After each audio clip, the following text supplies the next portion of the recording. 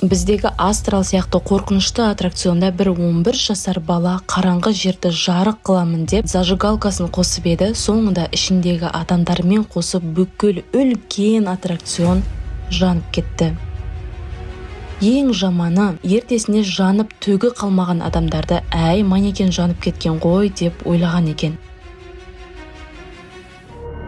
Жалпы аттракциондардың сұмдықтары жайлы ролигім сіздерге өте қатты ұнады. Уже миллион қаралымға жақындап келе жатырмыз. Сіздерге аттракцион темасы сонша қызық болса, неге жалғастырмасқа? Неге сіздерді аттракционға жоламайтындай етпеске? Сәлем, сіздермен Диана Кю, аттракциондарда болған сұмдықтарға саяхатымызды бастаймыз. Абайлаңыздар, ременді мықтап тағып алыңыздар.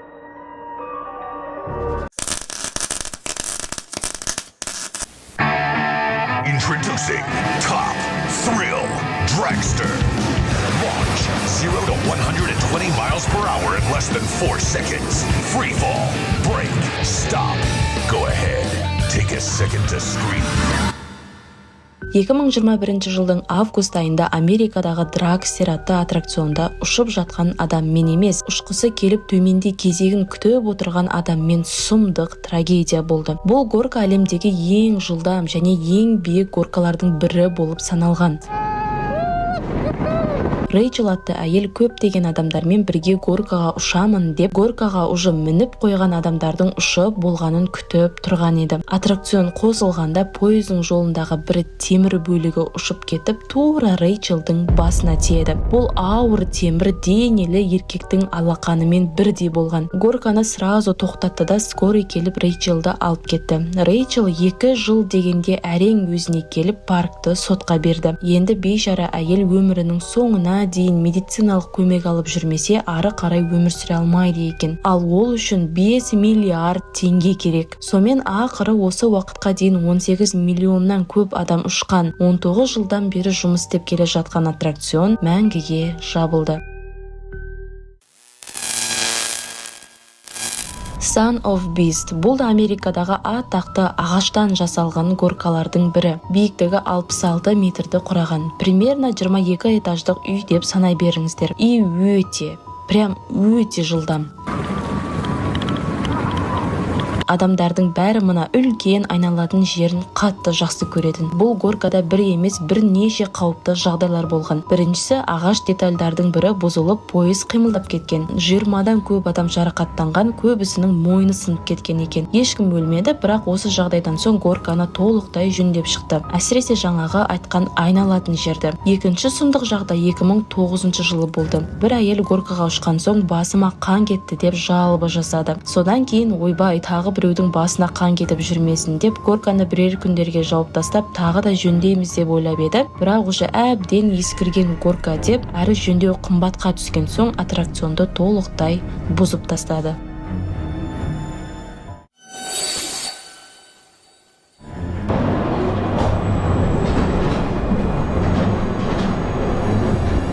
жылы Техастағы парктердің біріндегі американский горкада Рози атты 52 жасар әйел пойыз төбеден пәске қарай түсіп жатқанда орындықтан шығып кетіп, соншама биіктіктен жерге құлайды. Өкінішке орай өздеріңізде біліп тұрған шығарсыздар, әйел қайтыс болды. Бейшара әйел горкаға отырғанда орындықтарды реттеп жүрген жұмысшыға «Чота менің орындығым бос сияқты ғой» деп айтқан екен. Бірақ жұмысшылар болса «Жоқ, бәрі жақсы, уайымдамаңыз» деп қоя салған. Алайда сосын не болғанын уже білеміз. Кейін горканы жауып қойып, не болды екен деп тексеріп жатқанда, горкада ештеңе бұзылмаған, өздерің орындықты дұрыс жаппағансыңдар деп айтыпты. Бірақ сонда да орындықтардың мықтылығын алдыңғыдан да күшейтіліп қойылды.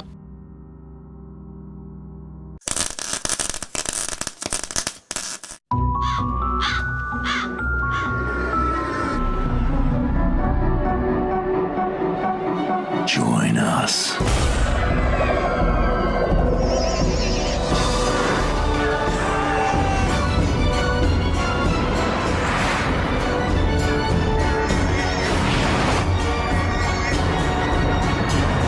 You belong to the Smiler. The Smiler, the world's first 14-looping roller coaster. Book now at AltonTowers.com.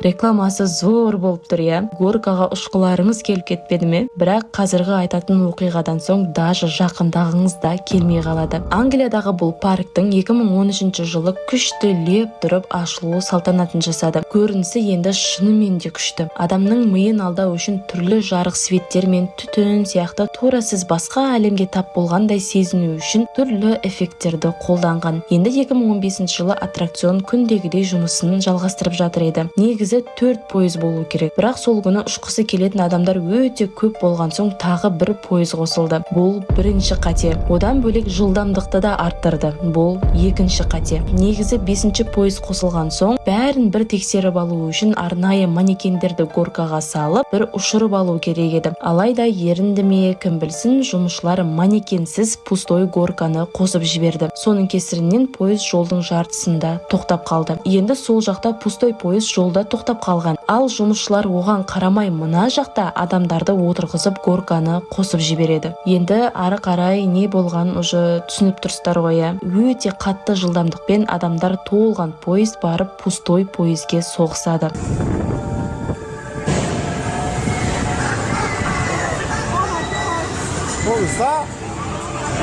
Соғысқан адамдардың көбісінің 1-2 жері жарақаттанып қалған болса, ал алдында отырған 4 адамның аяқтары қатты соғысқаннан сол жерде сынып кетті. Кейін олардың аяқтарын қан өте көп жоғалтқан деп кесіп тастаған екен. Аттракцион тексеруден өту үшін жабылды. Арадан 1-ақ жыл өткен соң қайттан іске қосты. Мейлі енді, осыдан соң ешкім жарақаттанбады деген үміттеміз.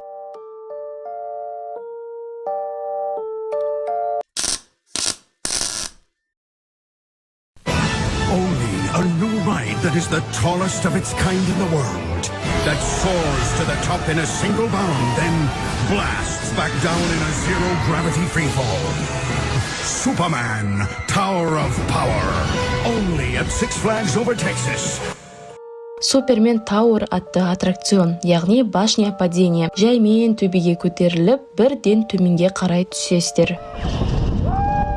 Ең атақты горкалардың бірі болды. Өйткені комикс жақсы көретіндер жиі келді. 2017 жылы Кейтин атты қыз осы горкаға отырады. Жаймен төбеге көтеріліп жатқанда ауыр темір тростардың бірі үзіліп кетеді. Бірақ сонда да ары қарай көтеріле берді. Босап кеткен трос сол 13 жасар Кейтиннің аяғына оралып қалады. Оны байқаған қыз сразу шыңғырып айғайлай бастайды. Ал горканы басқарып отырған жұмысшылар аттракционды тоқтатудың орнына не істерін білмей сасқалақтап жан-жағынан көмек сұрай бастады. Горка ақыры төбеге көтеріліп болған соң бірден жерге қарай түсті. Кейтинді сразу больницаға алып кетеді. Бірақ өкінішке орай аяғының жарақаттанғаны сонша врачтар табанын толықтай кесіп тастады. Ұзақ операциядан соң қызды тірі сақтап қала алды. Аттракцион болса жабылып толықтай жөндеуден өткізілді.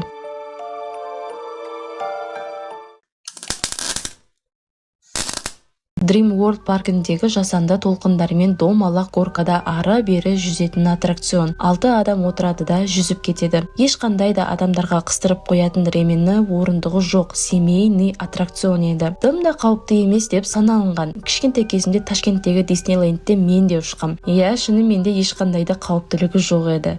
Әлде олай емес пе? В общем, ұшып болған соңында барлық адамдарды кемеден шығару үшін осы жерге әкелетін. 2016 жылы кеменің жақсы жүріп тұруы үшін суды реттеп тұратын насостардың бірі істен шығып кетеді. Соның кесірінен су азайып кемелердің бірі жүрмей тоқтап қалды. Өкінішке орай артынан тағы да бір адамдар толы кеме келе жатыр еді. Сонымен 2 кеме бір-бірімен соғысады. Келіп соғылған кеме толықтай аударылып кетіп, ішіндегі 4 адамның 3-еуі кемені төбеге көтеріп жатқан механизмге түсіп, тура сол жерде бөліктерге бөліп, езіліп болды. Ал біреуінің үлкен бағы бар екен. Механизмнің тесіктерінің арасынан ловка өтіп кетіп суға қарай құлап түсті. Тексеріс кезінде бұл аттракционның уже ескіріп кеткені анық болды. Бір жері емес, уже бірнеше жері істен шығып тұрған екен. Жұмысшыларға ештеңе де үйретілмегені сонша горканы ұшып бара жатқан жерінен қалай тоқтатуды да білмеген екен. Сонымен көрінісі сүйкімді, қауіпсіз көрінген аттракцион тіпті американский горкадан да озып кетті. Осы жайттан соң аттракционды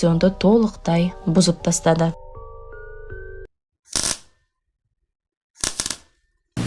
Great adventure runs on on magic at night, magic in music and light, brilliant laser shows, fireworks that glow, and a money-saving prize. Нью-Джерси қаласындағы ең атақты аттракциондардың бірі. Типа біздегі астрал сияқты комната страха болған. Адамдар қорқынышты бөлмелерден өтіп жүреді. Прям 17 бөлмесі болған екен. Гипноз бөлмесі, өрмекші бөлмесі, айна лабиринті, қаншама адамдар адасып кеткен. 1984 жылы сұмдық трагедия болды. 11 жасар жігіт аттракционға кіріп, қараңғы жерден жол көру үшін зажигалканы жағып, декорацияларды өртеп жібереді. Ішінде пенопласт көп болған соң, бірнеше минуттың ішінде почти бүкіл аттракцион бөлмелері жанып кетті. Дәл сол кезде ішінде 29 адам бар еді. 21 адам шығып үлгерді, бірақ қалған 8 адам адасып қалып шыға алмай ішінде қалып қойды. Барлығы 11-15 жасар кішкентайлар екен. Пожарный келіп толықтай отты өшірді, бірақ ол кезде сол 8 баланың қалып қойғанын білмейтін еді. Тек келесі күні жанған орынды тазалап жатқанда жанып кеткен манекен тауып алдық деп ойлап еді, бірақ өздеріңізде уже түсініп тұрсыздар, олар ешқандай да манекен емес, сол бейшара жанып кеткен 8 балалар еді. Мынаны айтсам, сіздер де мен сияқты жынданатын шығарсыздар. Бұл трагедия болмастан 1,5 жыл алдын аттракционда комиссия сияқтылар келіп тексергенде, пожарға қарсы система орнатыңдар деп айтылған екен. Бірақ әрине олай жасамады. Соның кесірінен тек аттракцион ғана емес, 8 бала қайтыс болды.